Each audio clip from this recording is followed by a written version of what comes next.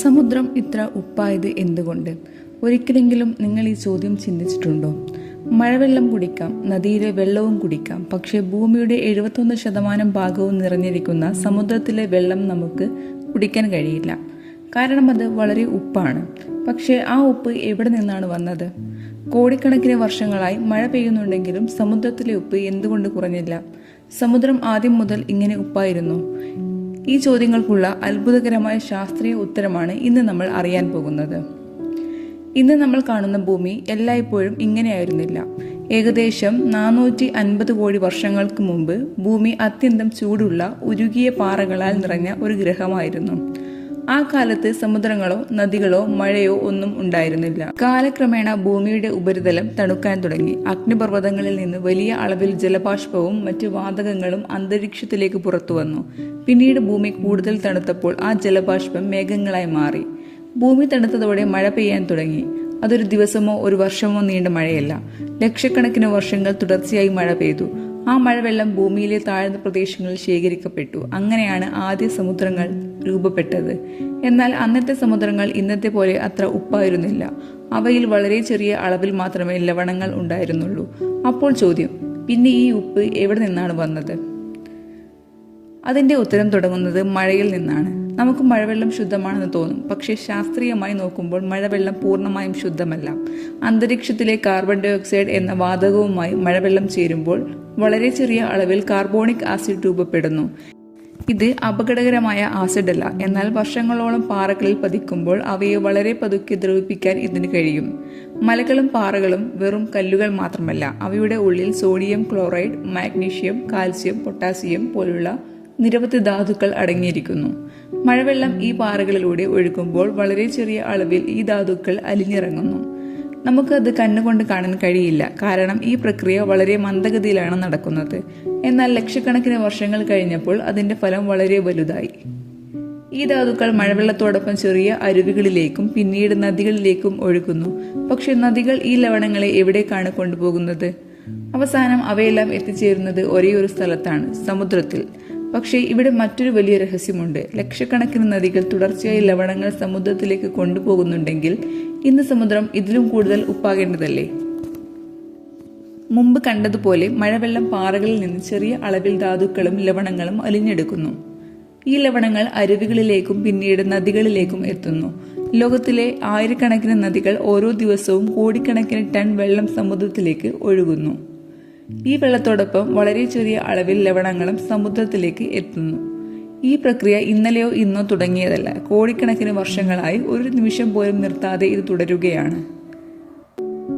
ഇനി ഒരു വലിയ ചോദ്യം, ഇത്രയും ഉപ്പ് സമുദ്രത്തിലേക്ക് എത്തുന്നുണ്ടെങ്കിൽ അത് തിരികെ പുറത്തു പോകാത്തത് എന്തുകൊണ്ടാണ്? ഉത്തരം പറയാം. സൂര്യന്റെ ചൂട് കാരണം സമുദ്രജലം ദിവസവും ബാഷ്പീകരിക്കുന്നു. പക്ഷേ ബാഷ്പമായി ഉയരുന്നത് വെള്ളം മാത്രമാണ്. ഉപ്പ് വളരെ ഭാരമുള്ള ധാതുവായതിനാൽ അത് ബാഷ്പമാകില്ല. അതുകൊണ്ട് വെള്ളം മാത്രം മേഘങ്ങളായി മാറി മഴയായി ഭൂമിയിലേക്ക് തിരികെ വരുന്നു. ഉപ്പ് മുഴുവൻ സമുദ്രത്തിൽ തന്നെ അവശേഷിക്കുന്നു. ഇതുകൊണ്ടാണ് മഴവെള്ളം മധുരമുള്ളതും സമുദ്രജലം ഉപ്പുള്ളതുമാകുന്നത്. പക്ഷേ അങ്ങനെ സംഭവിക്കുന്നില്ല. കാരണം മഴ പെയ്യുന്നത് പോലെ തന്നെ സമുദ്രത്തിൽ നിന്ന് വലിയ അളവിൽ വെള്ളം വീണ്ടും ബാഷ്പമായി ഉയരുന്നുണ്ട്. ഈ രണ്ട് പ്രക്രിയകളും തുടർച്ചയായി നടക്കുന്നതിനാൽ സമുദ്രത്തിന്റെ ഉപ്പിന്റെ അളവിൽ വലിയ മാറ്റം സംഭവിക്കുന്നില്ല. പിന്നെ സമുദ്രം അനന്തമായി ഉപ്പാകാത്തത് എന്തുകൊണ്ടാണ്? ഇതാണ് ഏറ്റവും രസകരമായ ചോദ്യം. നദികൾ ലവണങ്ങൾ കൊണ്ടുവരുന്നുണ്ടെങ്കിൽ കോടിക്കണക്കിന് വർഷങ്ങൾക്ക് ശേഷം സമുദ്രം മുഴുവൻ ഉപ്പായി മാറേണ്ടതല്ലേ? എന്നാൽ പ്രകൃതിക്ക് അതിന് ഒരു സന്തുലിതാവസ്ഥയുണ്ട്. സമുദ്രത്തിലെ ചില ലവണങ്ങൾ ചിപ്പികളും പവിഴപ്പുറ്റുകളും ഉപയോഗിക്കുന്നു. ചില ലവണങ്ങൾ സമുദ്രത്തിന്റെ അടിത്തട്ടിൽ പാറകളായി മാറുന്നു. സമുദ്രത്തിനടിയിലെ ഹൈഡ്രോതെർമൽ വെന്റുകൾ എന്ന ചൂടുവെള്ള ഉറവുകളിലും ചില ധാതുക്കൾ രാസപ്രവർത്തനങ്ങളിലൂടെ നീക്കം ചെയ്യപ്പെടുന്നു. അതുകൊണ്ടാണ് ലവണങ്ങൾ ചേർന്നുകൊണ്ടിരുന്നാലും സമുദ്രത്തിന്റെ ശരാശരി ഉപ്പിന്റെ അളവ് ദീർഘകാലം ഏകദേശം സ്ഥിരമായി തുടരുന്നത്. എല്ലാ സമുദ്രങ്ങൾക്കും ഒരേ ഉപ്പാണോ? അല്ല, എല്ലാ സമുദ്രങ്ങൾക്കും ഒരേ അളവിൽ ഉപ്പില്ല. ഉദാഹരണത്തിന്, മഴ കൂടുതലുള്ള പ്രദേശങ്ങളിൽ ഉപ്പിന്റെ അളവ് കുറവായിരിക്കും. ചൂടും ബാഷ്പീകരണവും കൂടുതലുള്ള പ്രദേശങ്ങളിൽ ഉപ്പിന്റെ അളവ് കൂടുതലായിരിക്കും. വലിയ നദികൾ ചേരുന്ന സ്ഥലങ്ങളിലും ഉപ്പിന്റെ അളവ് കുറവായിരിക്കും. അതായത് സമുദ്രത്തിന്റെ ഉപ്പിന്റെ അളവ് സ്ഥലത്തിനനുസരിച്ച് മാറിക്കൊണ്ടിരിക്കും. ഒരു രസകരമായ ചോദ്യം, എല്ലാ സമുദ്രങ്ങളിലും ഏറ്റവും കൂടുതൽ ഉപ്പുള്ളത് എന്താണ്? പലരും ഇന്ത്യൻ മഹാസമുദ്രം അല്ലെങ്കിൽ അറ്റ്ലാന്റിക് സമുദ്രം എന്ന് കരുതും. പക്ഷേ അതിൻ്റെ ഉത്തരം നിങ്ങളെ അത്ഭുതപ്പെടുത്തും. ലോകത്തിലെ ഏറ്റവും ഉപ്പുള്ള ജലാശയങ്ങളിൽ ഒന്നാണ് ഡെഡ് സീ. പക്ഷേ അത്രയും ഉപ്പാകാൻ കാരണം എന്താണ്? അതിനൊപ്പം സമുദ്രജീവികൾ ഇത്രയും ഉപ്പുവെള്ളത്തിൽ എങ്ങനെ ജീവിക്കുന്നു?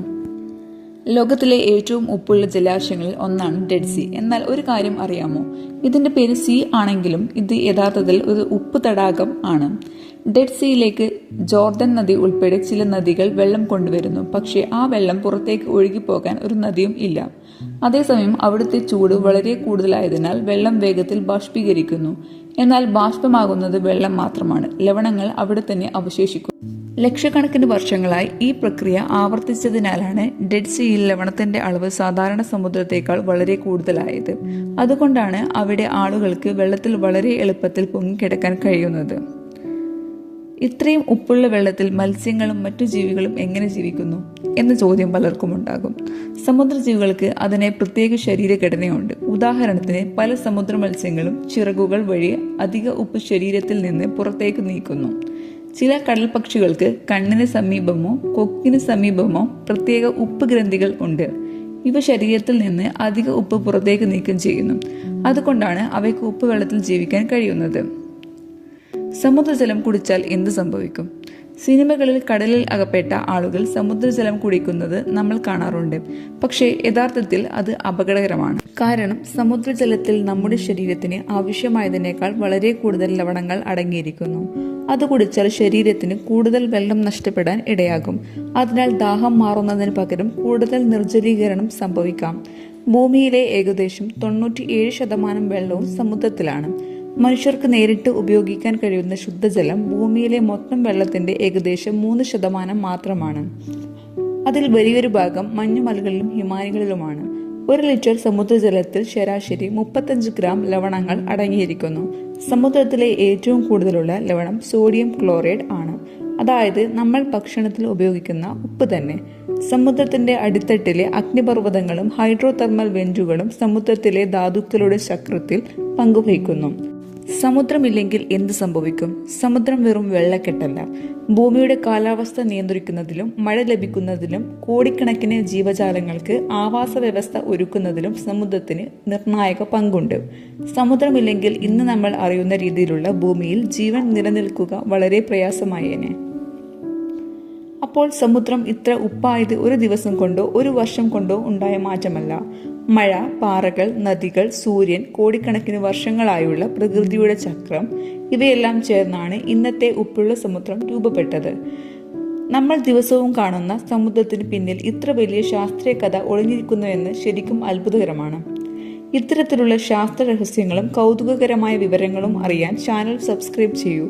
വീഡിയോ ഇഷ്ടമായെങ്കിൽ ലൈക്ക് ചെയ്യാനും നിങ്ങളുടെ സുഹൃത്തുക്കളുമായി ഷെയർ ചെയ്യാനും മറക്കരുത്.